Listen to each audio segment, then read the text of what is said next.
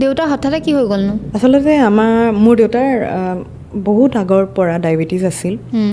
তাৰপিছত দেউতাৰ কি কয় ডায়েবেটিছৰ পৰা গৈ লৈ দেউতাৰ হাৰ্টৰ প্ৰব্লেম হ'ল। তাৰপিছত দেউতাৰ শেষৰ পৰ্যায়ত দেউতাৰ কিডনী ফেইলিয়াৰ হৈছে। ডায়েলাইচিছ কৰাবলগীয়া হৈছিল আমাৰ, কৰাইছিলোঁ।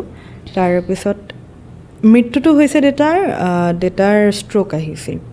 সেই দিনটোত তোমাৰ লগত কথা বতৰা পাতি আছিল চাগে?